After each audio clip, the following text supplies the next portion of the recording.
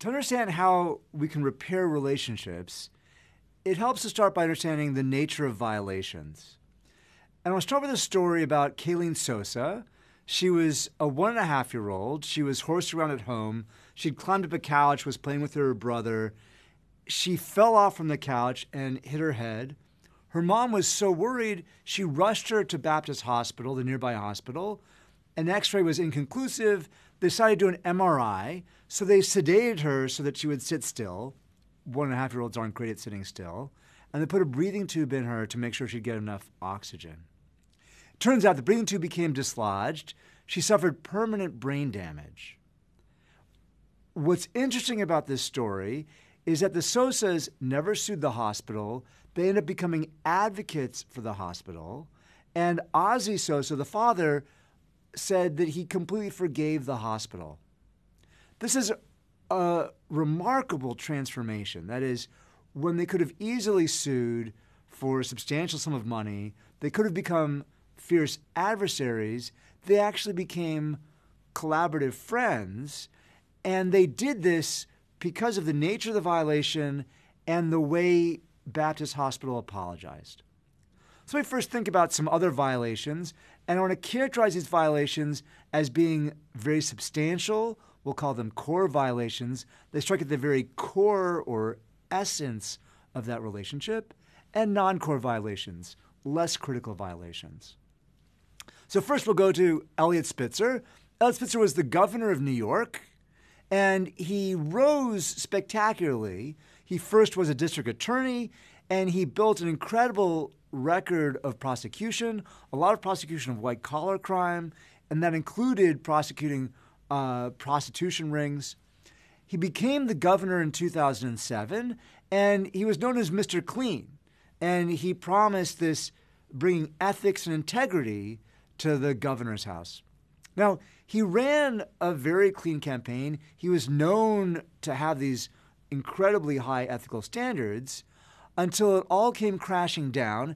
It turns out that Eliot Spitzer had been partaking in the very kind of crime he had been prosecuting. He had paid a substantial sum of money to the Emperor's Club VIP, this prostitution ring, this upscale prostitution ring. He ended up, over a period of 7 years, had actually very carefully figured out how to give them small amounts of payments that amassed sort of almost $80,000 total. So here, he ends up falling from grace because he had been soliciting, he'd been participating in some of the very activity he had also been prosecuting.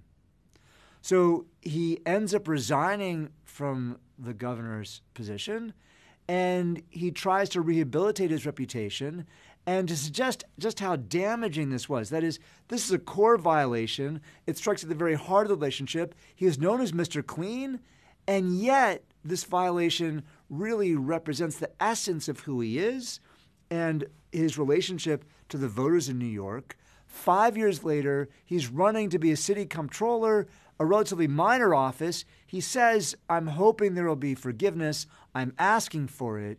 He doesn't even make it through the primary.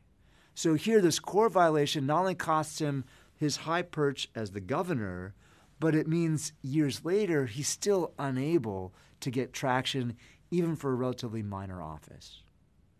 Next, we can think about David Letterman. David Letterman on The Late Show, a late-night talk show host and comedian. And here, he seems to make everything funny. Now, he faced some sexual misconduct of his own. It turns out that he was accused of sexual harassment, having sexual relationships with interns and staff. But he's able to transform this into a joke. He talks about how I got into my car this morning and not even the navigation lady would speak to me.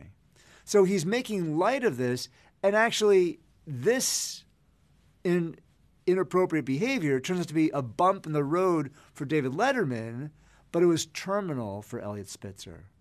That is, the relationship we have with David Letterman is as an entertainer, as a comic, and he maintains that form, and this violation doesn't derail us from the relationship that we have with him. Now, similarly, Martha Stewart, accused of insider trading, she ends up going to prison.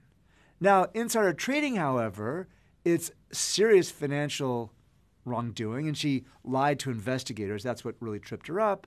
While she's in prison, she ends up doing just fine. Her Kmart products are selling well. Ad sales in her magazine Living turn out to be fine. Her interior paint line is doing well. And Omnimedia stock, it took an initial hit, but it rebounds while she's in prison. And when she gets out of prison, she comes roaring back. So she gets a show on The Apprentice. She goes back on daytime television. She ends up doing very well. This transgression is not a core violation for her. We turn to Martha Stewart for advice about what colors to use, how to decorate our homes, how to cook meals. That style advice she still got, and this is a non-core violation. Now, in contrast, when Arthur Andersen Accounting ran into trouble, that turned out to be terminal. That was a core violation. They built a brand for integrity, not just a lasting name, not just a last name, a lasting name. So Andersen was their brand.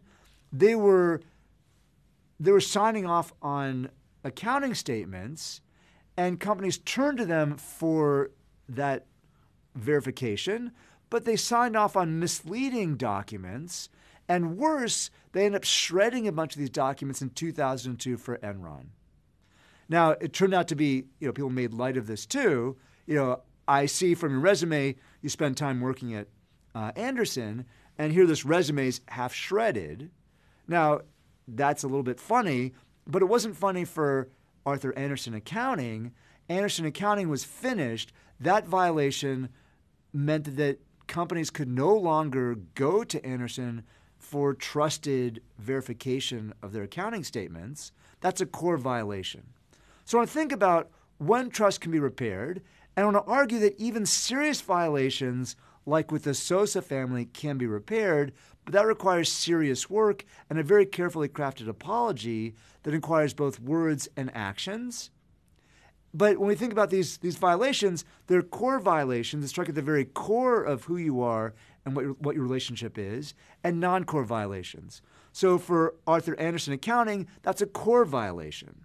For Martha Stewart, that's a non-core violation.